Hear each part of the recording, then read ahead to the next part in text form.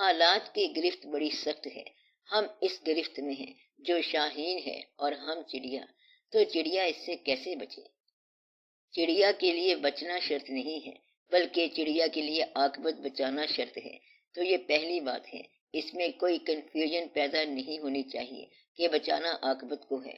اگر at this cost of life عاقبت محفوظ ہوتی ہے تو کر ڈالو، عاقبت کی اور بات ہے، اور اگر یہاں کی زندگی بچ سکتی ہے تو وہ بھی بچا لو، لیکن اگر یہ زندگی دے کر آخرت بچ جاتی ہے تو بچا لو۔ باقی رہ گیا سماج اور اس کا شاہین جیسا ہونا، تو میں نے اس طرح بات نہیں کی۔ میں نے یہ کہا تھا کہ چڑیا پر یہ فرض عائد نہیں کیا گیا کہ وہ باز کو شکار کرے۔ چڑیا چڑیوں میں رہے اور باز بازوں میں رہے۔ کچھ چڑیاں ایسی ہیں جن کو اللہ تعالیٰ نے شاہین کی خوراک بنا کے رکھا ہوا ہے۔ شاہین کی فطرت ہے خوراک کھانا، اور چڑیا اس کی فطرت ہے۔ چڑیا کو بچانا آپ کا مقصود نہیں ہے، شاہین کو مارنا بھی آپ کا مقصود نہیں۔ آپ کا مقصود یہ ہے کہ آپ اپنے پریمیسس میں سنسیئر ہو کر اللہ تعالیٰ کی بات مانیں، آگے سے عجلت نہ کرنا۔ اگر اللہ نے کہا ہے کہ گناہ سے بچو تو آپ بچ سکتے ہو، تبھی تو کہا ہے۔ اللہ نے اگر کہا ہے کہ دوزخ کی آگ سے بچو تو آپ بچ سکتے ہو، تبھی اس نے کہا ہے۔ اللہ نے کہا ہے کہ ماں باپ کی عزت کرو تو آپ عزت کر سکتے ہو، اس لیے ضرور کرو۔ اللہ تعالیٰ کا کوئی حکم ایسا نہیں جو آپریٹ نہ ہو سکے، ایسا کوئی حکم اللہ نے نہیں کیا ہوگا جو آپ نہیں کر سکتے۔ اللہ نے کہیں نہیں کہا کہ غریب مل کے امیر کو مار دیں، کبھی ایسی بات نہیں کی۔ میں نے کہا تھا کہ امیر اچھے بھی ہوں گے برے بھی ہوں گے، اور غریب اچھے بھی ہوں گے اور برے بھی ہوں گے۔ آپ اپنے پریمیسس میں اچھے انسان بن جاؤ۔ غریب ہو تو بہت اچھے غریب بننے کی کوشش کرو، امیر ہو تو اچھے امیر بننے کی کوشش کرو۔ یہ فرمان ہے کہ سخی اللہ کا دوست ہوتا ہے، حبیب اللہ ہے۔ تو لوگوں نے پوچھا کہ غریب کیسے سخی ہوگا؟ امیر تو سخی ہو سکتا ہے کیونکہ وہ پیسے رکھتا ہے۔ آپ صلی اللہ علیہ وآلہ وسلم نے فرمایا کہ یہ بڑی آسان سی بات ہے کہ غریب اس طرح سخی ہو سکتا ہے کہ وہ کسی کے پیسے کی طرف رجوع نہ کرے۔ امیر کے پاس اگر وہ پیسہ دیکھے تو اس میں سے کچھ پیسے لینے کی تمنا نہ کرے، یہ غریب کی سخاوت ہے۔ تو ہر آدمی سخی ہو سکتا ہے۔ اس لیے اگر گناہ آپ کو دبوچ رہا ہے، راستے میں اتفاق سے گناہ کی دیوار اگر آپ کے سر کے اوپر گر گئی ہے تو اس کا ابلاغ کرنے کی کیا ضرورت ہے؟ خاموشی سے چلتے جاؤ۔ اگر گناہ میں آپ انجوائے کر رہے ہیں تو آپ کی گرفت ہوگی، اور اگر تو ان اور کرہن کر رہے ہو تو یہ آپ کی مجبوری ہے۔ آپ میری بات سمجھ رہے ہیں؟ جہاں آپ نے انجوائے کرنا شروع کر دیا وہاں آپ کی گرفتاری شروع ہو گئی، جہاں آپ کی خواہش شامل ہو گئی وہاں آپ کی گرفت آ گئی۔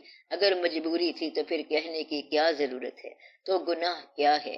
اللہ کے حکم کے خلاف۔ اللہ تعالیٰ نے کبھی آپ کی استعداد سے زیادہ حکم نہیں فرمایا۔ یہ نہ کہنا کہ سماج ہی ایسا تھا، ہر طرف عیاشی تھی، ہم کیسے گناہ نہ کرتے، یہ تو کوئی بات نہ ہوئی۔ آج کل کتنے ہی لوگ ہیں جو گناہ نہیں کرتے۔ اس دور کے اندر بھی رشوت نہ لینے والے موجود ہیں، اس دور کے اندر رشوت نہ دینے والے بھی موجود ہیں۔ آپ ان بے وقوف لوگوں کی طرح زندگی بسر کر لو تو بڑے آسان ہو جاؤ گے۔ آپ دانائیاں کرتے ہو، رشوت لیتے رہتے ہو، کوئی ضرورت نہیں ہے۔ اب آپ کی بات کا فیصلہ ہو گیا کہ کیا گناہ سے بچا جا سکتا ہے؟ تو میں جواب دے رہا ہوں کہ گناہ سے بچا جا سکتا ہے۔ گناہ کسے کہتے ہیں؟ اللہ کی خلاف ورزی کو گناہ کہتے ہیں۔ کیا گناہ معاف ہوتا ہے؟ ہاں معاف ہوتا ہے۔ اگر گناہ کرنے والا جس نے گناہ کیا ہے اگر توبہ کر لے اور آئندہ ایسا گناہ نہ کرنے کا فیصلہ کر لے تو توبہ شروع ہو گئی۔ اللہ تعالیٰ آپ کو توبہ کی توفیق دے، پکی توبہ ہو جائے۔ آپ سب محفوظ رہیں اور خوش رہیں۔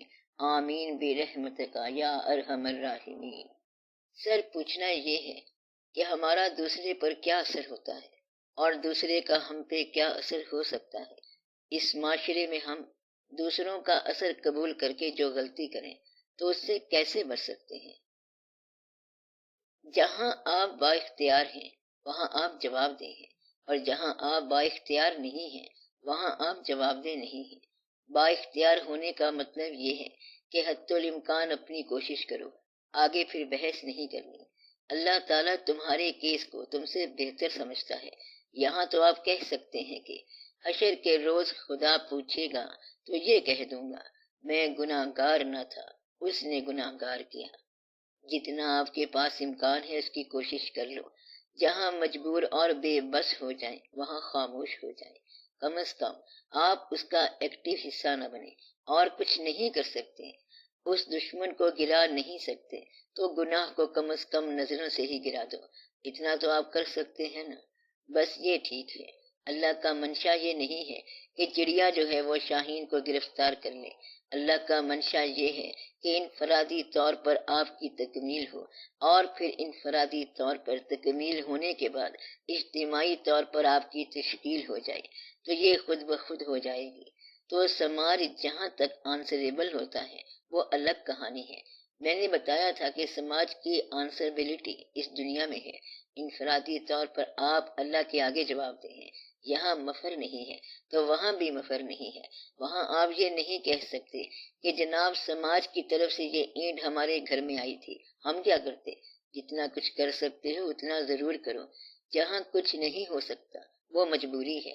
اگر کوئی ایسے ڈپارٹمنٹ میں ملازم ہے جہاں پر رشوت کا لینا ضروری ہو جاتا ہے تو آپ نہ لیں، لینا ضروری ہے تو لے کے کسی اور کو دے دو۔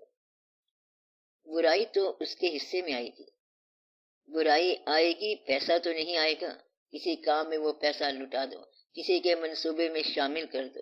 جرم میں اور گناہ میں بڑا فرق ہے۔ جرم ہوتا ہے حکومت کے قانون کا انکار، اور گناہ ہے اللہ کے قانون کا انکار۔ جرم پکڑا جائے تو جرم ثابت ہو جاتا ہے، نہ پکڑا جائے تو جرم نہیں ہوتا۔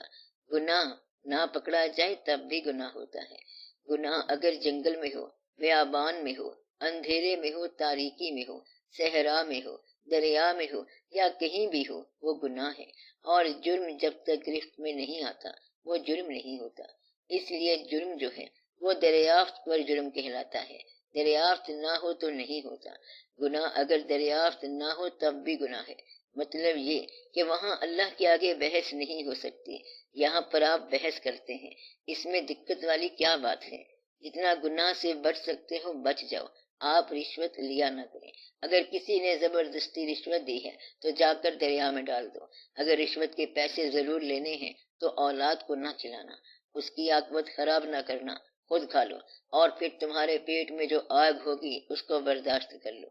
اولاد کو کم از کم رشوت کا پیسہ نہ کھلانا، اولاد کو صحیح رزق کھلاؤ، ورنہ اولاد گستاخ ہو جائے گی اور نقصان پہنچائے گی۔ انہیں حلال کی کمائی کھلاؤ۔ رشوت کی کمائی انسان نمائش پہ لگاتا ہے تو آپ نمائش چھوڑ دو، پھر رشوت کی ضرورت نہیں پڑے گی۔ نمائش کا مطلب ہے لوگوں کو متاثر کرنا، تو لوگوں کو متاثر کرنا چھوڑ دو۔ میں یہ کہہ رہا ہوں کہ گناہ سے بچا جا سکتا ہے۔ آج بھی لوگ ہیں جو گناہ نہیں کرتے، آج بھی لوگ ہیں جو رشوت نہیں لیتے، تو آج بھی ایسے لوگ زندہ ملیں گے جو گناہ سے بچے ہوئے ہیں۔ آپ کیوں نہیں بچ سکتے؟ اس سماج میں کتنے ہی بے وقوف لوگ ہیں جو گناہ نہیں کرتے، آپ بھی ان لوگوں میں شامل ہو جائیں۔ سادہ سادہ شریفانہ زندگی بسر کرو، ہیرا پھیری بند کر دو، یہ اچھی بات نہیں ہے۔